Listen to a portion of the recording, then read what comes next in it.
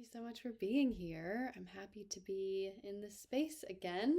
I'm going to give it probably another couple minutes before I get into what we're talking about today. But today is a workshop. So it's not a meditation, but I'm going to do a meditation at the end.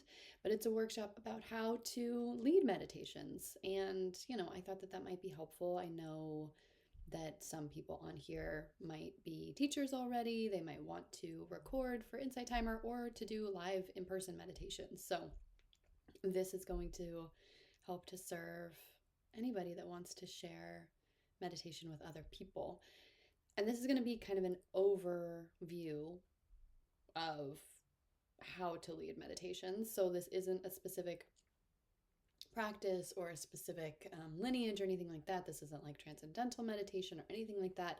This is just what I do here on Insight Timer and the meditations that I find do the best with people, the recorded meditations that do the best with people, or the live meditations that do the best with people. I'm just going to kind of share how I do that. And I thought that might be interesting for anybody who already teaches or who wants to maybe teach, or just to get a behind the scenes look at a teacher and their process. So let me know as people trickle in, send a little hello or where you're tuning in from.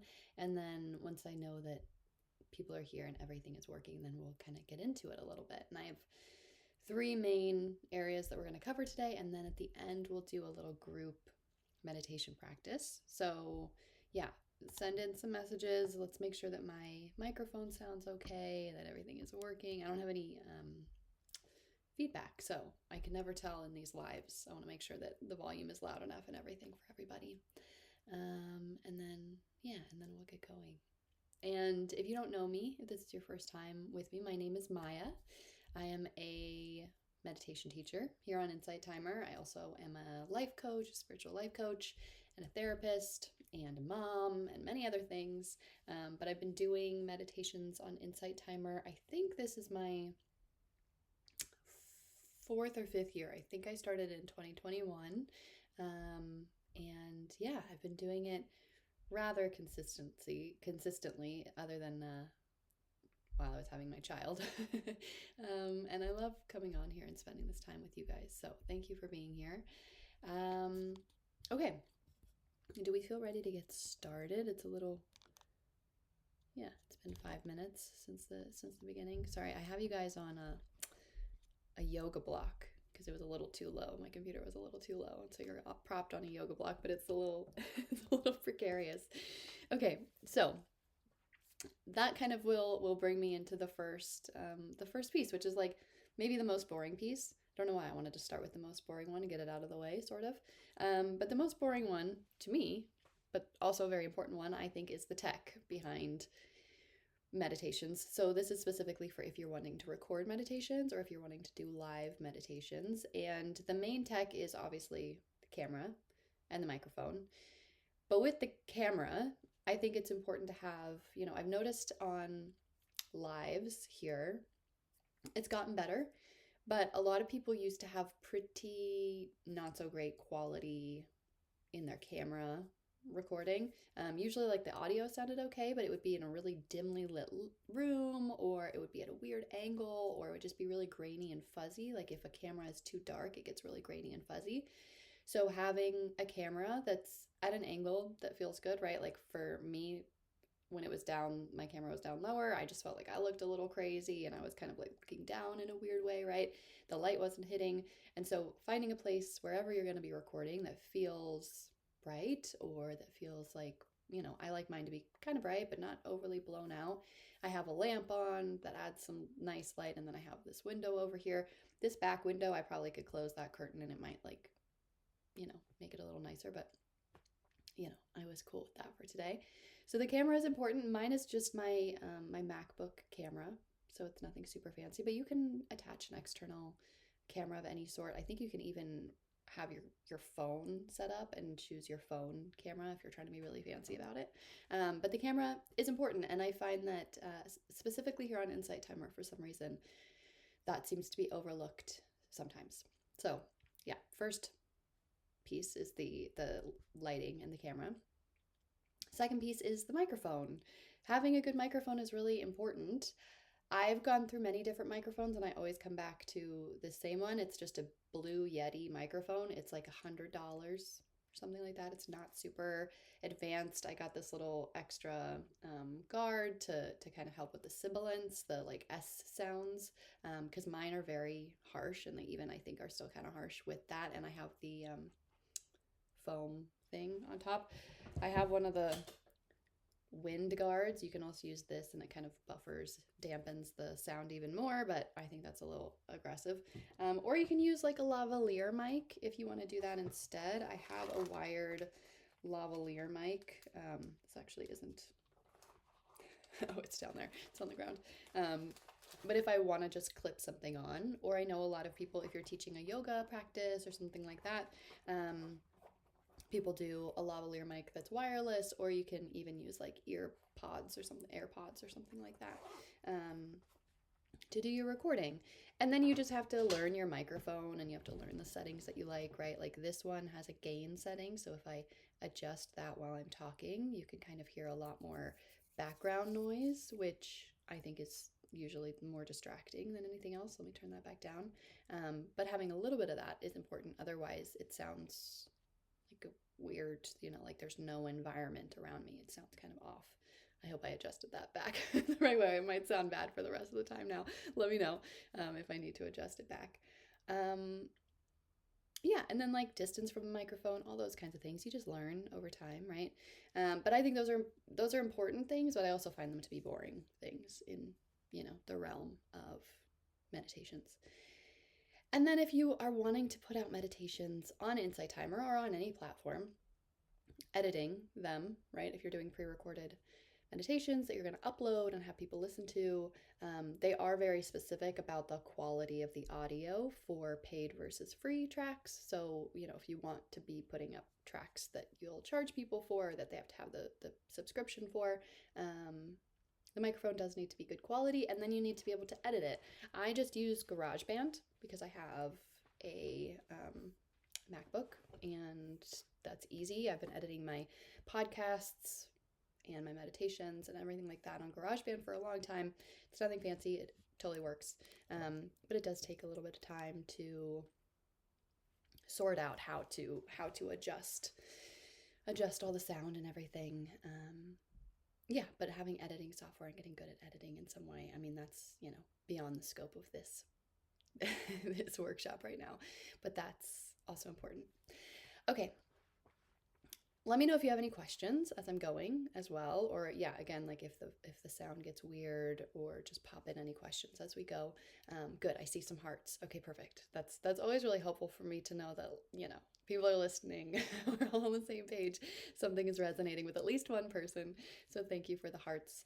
And I'm happy to dive more in depth in anything if it feels helpful. Okay, and then the next one is going to be the energy and how to move through energy of guiding people in meditation. And then our last one is going to be how to structure an actual meditation, right? And then we'll do a practice meditation together where we go into that. So just so you know what's coming down the line.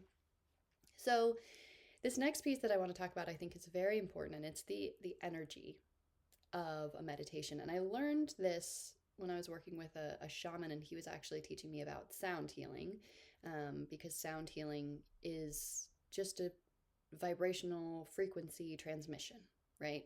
You're using sound to change the resonance in the being that is listening to the sound, right? You can do sound healing for plants, you can do it for animals, you can do it for people. And all it's doing is it's finding, either harmony or dissonance with the energetic frequency of that being.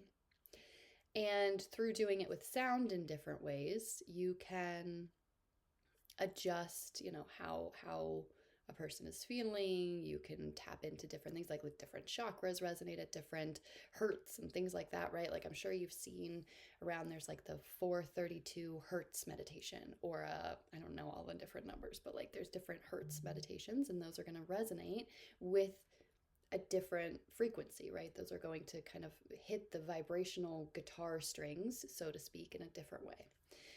And with that, when you're doing a transmission of frequency in any way, you also, as the transmitter of that, are sending out some energetic signature. And this is like, we're getting woo woo here, right? We're getting all woo woo, and I hope that you guys can follow me down this track, because there's science behind it, but there's also like the energy of the spirituality behind it, which is where I resonate.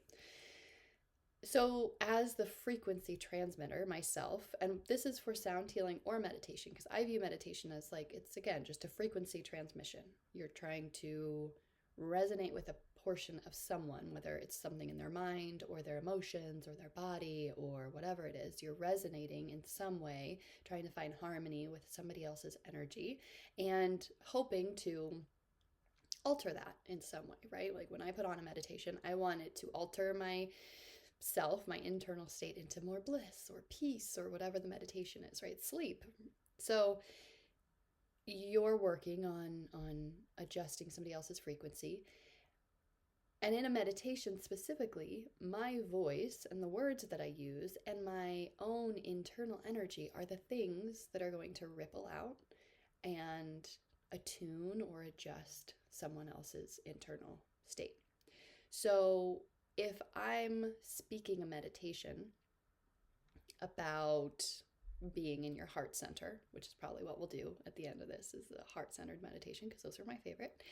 If I'm speaking a meditation about being heart-centered, but I'm in my mind and I'm angry and I'm anxious and I'm thinking about that thing that my husband said, or I'm thinking about that thing my coworker said, or whatever, and I'm not feeling my heart space, and I tell somebody else, okay, tune into your heart space, there's going to be a glitch in the system a little bit, right? So part of it is also being able to just hold the truth of the meditation in yourself. So I personally, when I'm recording a meditation or doing a live, I never have a script. I never have a script, because if I have a script, then I'm in my, I'm in my frontal brain, I'm working in my logical brain, and I'm trying to remember, and I'm trying to read, and I'm trying to make it sound perfect, and it's not resonating in the same way as if I am doing the meditation with the person. So that's my personal experience as a meditation teacher, is I basically guide myself through a meditation out loud. And I explore and I feel through what's true within my own body and what I need in that moment, and the breath that I need, or the reminder that I need to come back to center, and I just say it out loud. And the deeper that I can go into my meditation and the more that I can feel connected to my heart, or whatever the topic is, the more I find people appreciate the meditation and are drawn to it and come back to it time and time again, and I get better reviews and all those different kinds of things, because it's something that was a felt experience in my body, in my life, that they can tune into in a way, right? And you have to have a little bit of buy-in to like the connection of our frequencies, of our energies and things like that. So I know not everybody agrees with that, but that's just my personal experience. And I think that it's a really valid and valuable thing to think about, because a lot of people get lost in the scripting, or, like I know people can go on like Chat GPT and you're like, AI, make me a script about being heart-centered. And it's like, okay, it's going to give you a script about being heart-centered. That's fine, sure. But if you're just like sitting there reading the script that came from some AI thing, and then you're editing it, and like, yeah, you can put the nice music behind it, and you might have the most lovely voice with a perfect accent and all these things, I still think that there's going to be, I don't know, there's going to be a little bit of a disconnect. And maybe you do, maybe there are people out there that do it and they have way more followers than me, and they make more money and they do all these things, and maybe I'm wrong. But to be in integrity with myself, I find it to be important to be walking the walk and not just talking the talk, right? Okay. Let me know if that's making sense. I hope it does. And then, if you're a sound healer or anything like that, the same thing goes. If you're a yoga teacher, right? I love when yoga teachers practice with you and they're like, what's true in my body is this thing, right? And it's like, oh yeah, she's having this experience and it's, similar or dissimilar to mine, but I appreciate that she's in it with me, right? It's nice to be in it together. Okay, good. I saw some hearts. I think we're doing good there. Perfect. Okay, and then the last piece is the flow of a meditation and, the kind of keystones that keep a meditation going. Because I think that a lot of people rely on a script, right, to do their first few meditations because it feels like otherwise they're like, I don't know what I'm going to talk about. I don't know where I'm going to go in this meditation. It might get off track, right? For me, I always have the same ones. And I have the same kind of way that I start and the same kind of way that I end. And of course, I'm always going off the cuff, so it changes. But if you listen to all of my meditations that I have here on Insight Timer, you'll probably notice that I have like similar bookends and similar ways of navigating through the meditation. And that's what works for me. If you want to lead meditations, you find your own bookends and your own kind of path. But I think it's easiest to have the framework for yourself. So your framework can be different than mine, but having a framework that feels really natural and really true for you, then okay, I can sit down and I can do this meditation and I have the path and I'll always end up finding my way back. I'm not going to get lost along the way and forget what I'm saying or forget what I'm doing. So for me, my main 3 pillars, benchmarks, roadmaps, whatever you want to call them, are the breath, the body, and back is what I call it. So I always start with connection to the breath because I think that the breath is our truest connection to our life force. I think it's our truest connection to God. I think it's our truest connection to surrender. The breath, I think, in my experience and my practices, is incredibly beautiful, powerful, and potent. And it's also, that thing that can get people regulated in whatever way. And the beautiful thing about a breath practice to start a meditation is you can set the pace for how you want the meditation to go. So if you want it to be an invigorating meditation, you set a more rapid pace for the breathing. If you want it to be a really calming meditation, you set a very slow, regulated, rhythmic pace for the breath, right? Most of the meditations that I do, I tend to go towards like the slower, calmer breath. But you're bringing people into presence with the breath. So normally I'll say something like, close your eyes, begin to notice the breath. First, I have people observe how their breath is naturally flowing. And then slowly coming into softened breath. Allowing your inhales to lengthen and your exhales to soften, right? Something like that. So in the cadence that I'm speaking, in the pace that I'm speaking, I'm setting the tone and the pace for how I want them to breathe. So I say, with the inhale, breathing all the way into the body. So they're inhaling for that whole time, right? And as you exhale, sending out a breath and letting go of all of your stress. And then they're exhaling for that whole time that I'm saying that, right? So you set the pace and people start to subconsciously match the pace to which you're talking, to which you're moving forward. I have one track here, which is my most popular track, but the number one feedback that I get on it is that the breath was too fast. It's one of the first meditations I ever did, and people say that the breath that I did was too quick, that they didn't get to like have a full inhale or a full exhale. So I always err now on the side of longer inhales and exhales because people will breathe if they need to breathe. Like if you're still on the exhale and they need to inhale, they'll do that. But if you're setting the pace and you're saying, okay, exhale, good, and inhale, and they're like, right, and they're trying to match you, you're going to create a more frantic space there, right? So just being mindful of that. So that's the first thing, is I bring them into their breath. And then all of a sudden we have a pace for the meditation.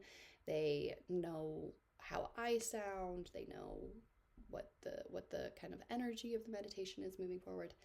And then I always like to bring them into their body.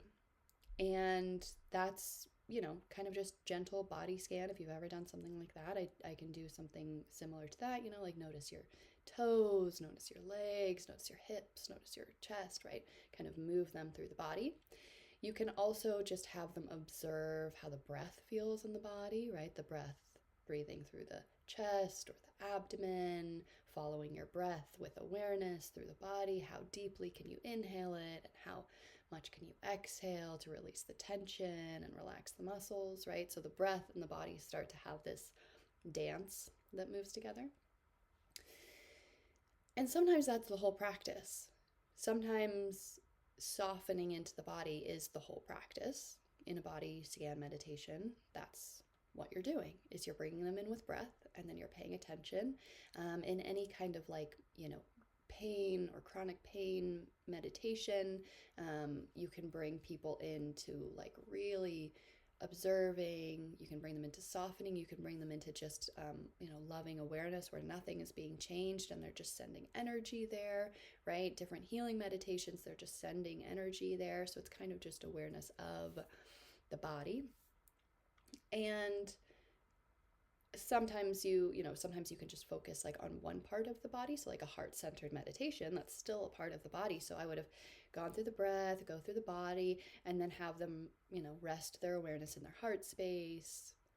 And then you can go into a bigger practice. So for a heart-centered meditation, I would say, okay, finding gratitude, right? That's the practice. Now we're in the practice part of this is what makes this meditation unique. We're finding gratitude in the heart. That's the meditation.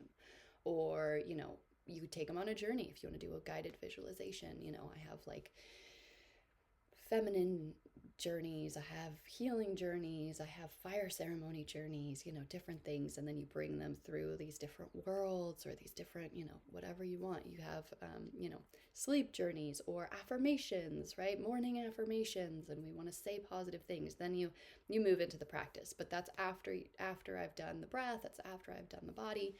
We move into whatever length or style of practice is the goal for that meditation.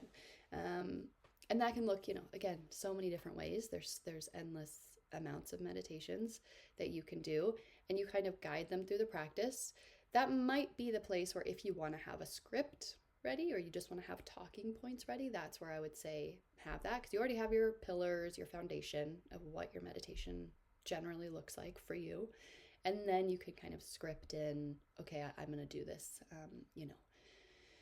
fire ceremony meditation. So I want to make sure that I welcome in the ancestors. Okay, cool, I did that. And then I want to make sure that, they stand by the fire for a moment. Okay, cool, I did that. And then I want to welcome in, the person they want to talk to. Great. And then you make sure you hit all those things so you're not just out there floating in the ethers, forgetting what you want to talk about. Then I think it's helpful to have some specific talking points. Okay.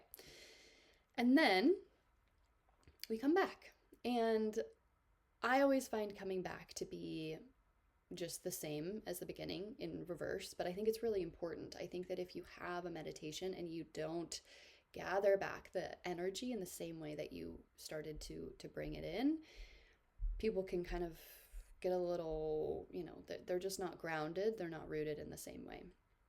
So, for example, let's say that I started the meditation. I said, okay, take some deep breaths. And then as the body practice, I said, okay, send your root down out of your sits bones. Imagine a trunk or, tree roots down into the earth, grounding you deep into your seed, feeling really grounded and present down in the soils of Pachamama, right? And we're connected with the earth. And then at the end of the meditation, I'm like, okay, thanks for the meditation, bye. You're like, wait, my roots are still down there. I'm still stuck to my chair, right? So just as a silly example, because sometimes I like to ground people in that way, at the end, we would come back from whatever journey we were on, and I would say, okay, and then observing in the body, notice how you're feeling in this moment, and slowly noticing the roots that you have sent down into that dark, rich soil, and begin to invite those roots back up toward the body, moving them closer and closer to you, eventually gathering them back into your sits bones, into your spine, bringing back all your energy, observing the breath as it flows through the body, and then taking 3 big, deep, replenishing breaths to round out your meditation. Right? So we brought the roots back, we brought all the energy back, we noticed the body, and it can be a little faster, or it can be just as long. And then I usually have people end with a few rounds of breath at their own pace. I find that that's nice, to just be like, okay, take 3 rounds or 2 rounds or 1 round of breath to release and let go. Because somebody might be like, okay, my releasing breath is like, right? And somebody else might take like a really long inhale, exhale. I don't know how they want to end their meditation. And other people might want my meditation to end and then they keep sitting there. So I don't want to say like, okay, and now the meditation is done, stand up, go throughout your day. We want to be able to like leave it a little open-ended. So I kind of rounded out with making sure all the energy's gathered back from whence it came and moving through a few deep breaths, right? Maybe checking in with the energy, and then a couple of breaths on their own to round out the meditation. And then I say, whenever you feel complete, you can open your eyes and come back to the space. Again, in their own time. That timing is completely individual, and I'm not dictating when or where that needs to happen. Okay. Those are my main pillars. How's everybody feeling about that? Yes.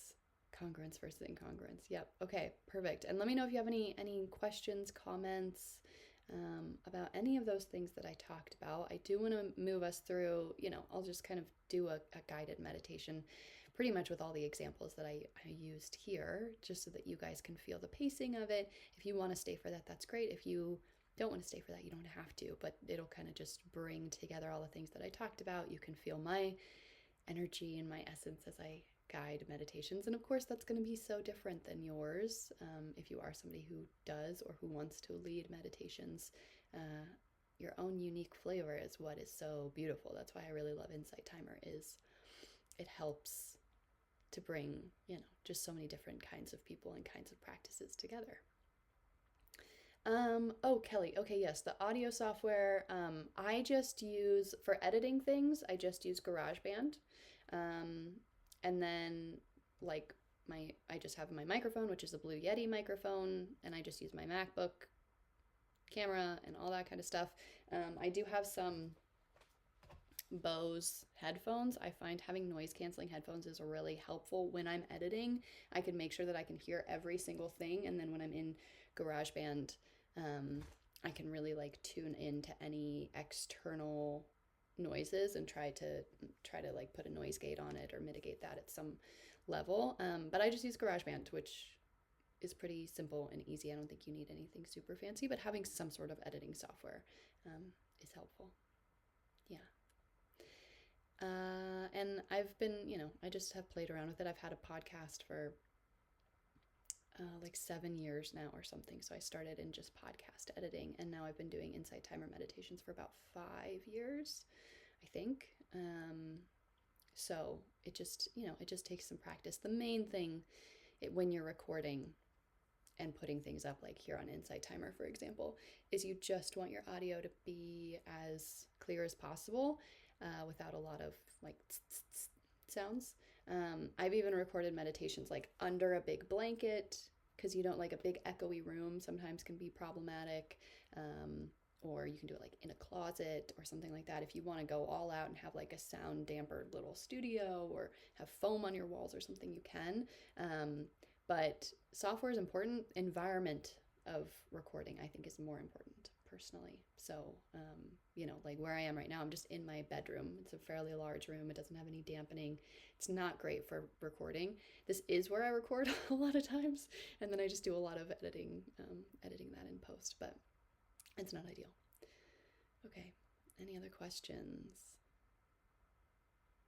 And then before we go into the meditation, I did want to mention, I'm recording this, so I'm going to have it up. I think I'm going to put it up on my Substack. That's the best way to find me and connect with me. You can just search MayaRain, or Medicine Moons is the Substack, my Substack name. And I have different workshops and different offerings and things like that on Substack. And you can always subscribe here on Insight Timer as well, because I'm doing workshops and things like that throughout 2026. Last month we did one on manifestation. I think next month I might do Akashic record readings, because I also do that. But yeah, so there's my little plugs for myself. Okay, and then if we're ready, we can go into the meditation. I'm probably just going to do about a 10-minute meditation, but again, it's always improv, so we'll see how long we're in there for, how long it feels right to be in there. And if you have any questions in the meantime, feel free to put them in the chat and I can answer after the meditation is finished. Okay, so wherever you are, begin to come into your body, come into this moment, come into your breath. If you'd like, you can close your eyes or just bring a soft gaze out in front of you. And begin to notice the breath.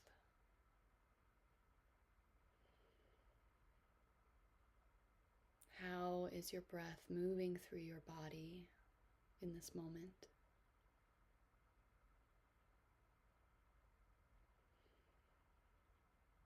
And see if there's an opportunity to deepen your inhales and lengthen your exhales. Breathing in and out through the nose to slowly bring yourself deeper into the body.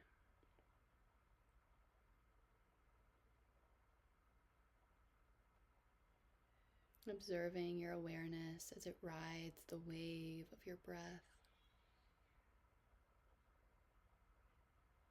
Inhaling all the way down into your abdomen, into your stomach. And as you exhale, letting your shoulders drop, letting the muscles in your face relax,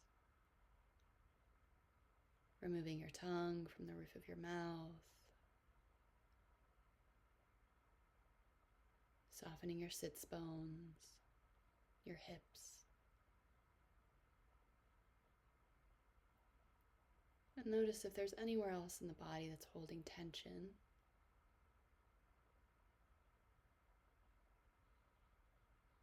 And using the breath to send softness into that area of your body.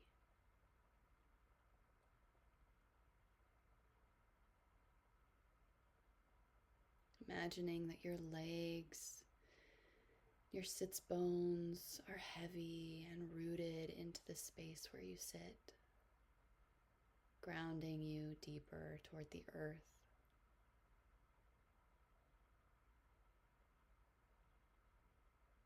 And then visualizing from the crown of your head a stream of light, a string gently pulling you up toward the sky,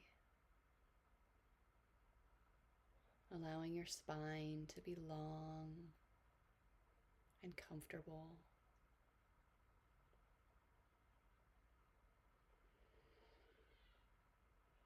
Continuing to watch the breath.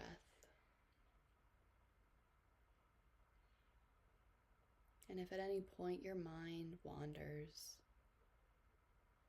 returning to an inhale and an exhale.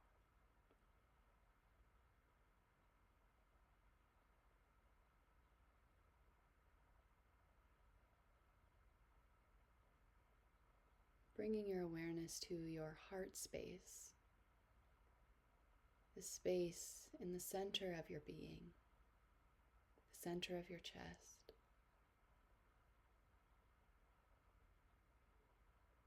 Breathing as if you could breathe from your heart,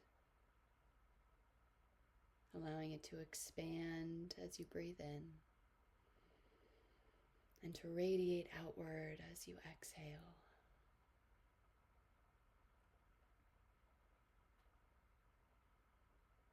And notice, how does your heart feel right now?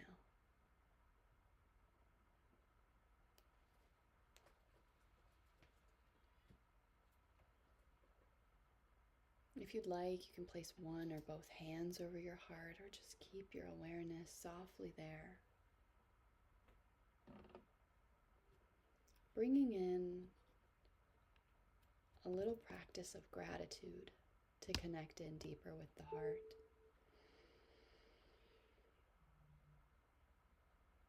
See if there's one thing you can find in your life, in your mind's eye, that makes you feel completely, authentically grateful. It can be a place, or a pet, or a person. Anything that makes your heart feel expansive and alive.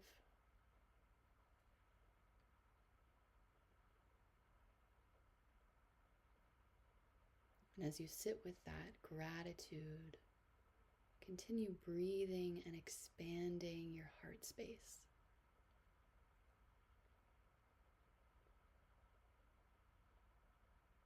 Allowing it to glow from your chest. Brighter and brighter, this glow of gratitude and love. Until it envelops your entire chest. Until it envelops your entire being with this loving space.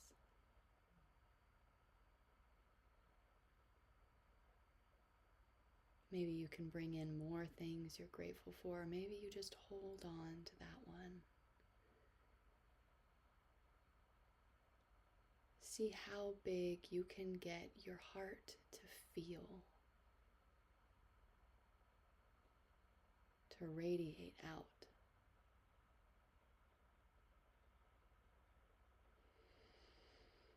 Continuing to breathe.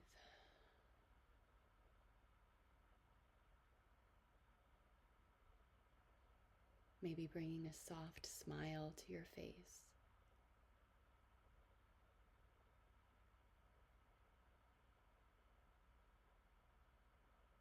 And then, as a way of giving back,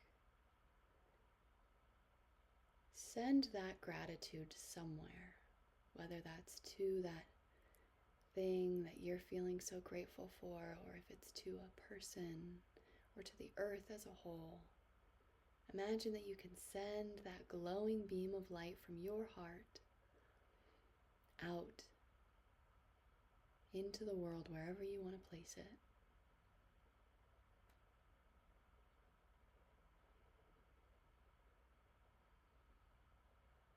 Breathing and letting your awareness come back into the body, back into the chest, back into the heart.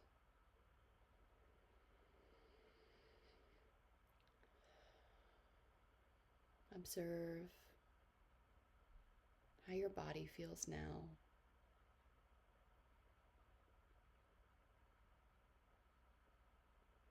Observe the mind as it slowly begins to come back into awareness, sensing yourself sitting in your space. Feel the air on your skin, the light coming through your eyelids.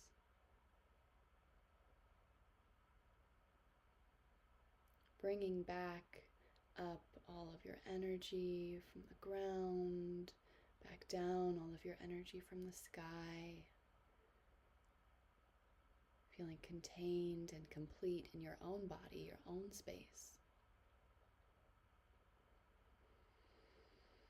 And then as you're ready, taking 3 big, deep breaths in through the nose and out through the mouth. To slowly bring yourself back into your space.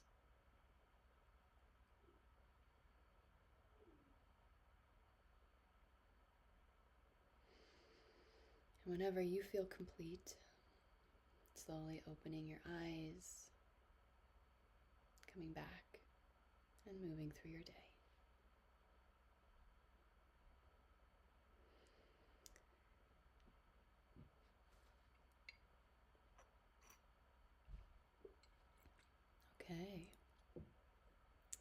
So there was the quick process.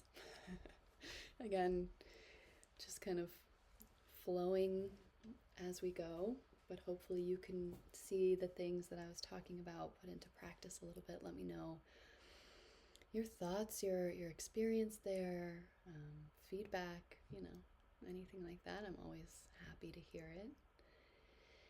And I'll hang out here for another, maybe 5 minutes or something if people have any questions that they want to ask about everything we covered today. Thank you so much for being here. I appreciate everybody that attended. I hope this was helpful. I wasn't sure when I made this live how many people would be interested in this because it's not quite meditation. It's a little different, but I hope that you got something out of it. Awesome.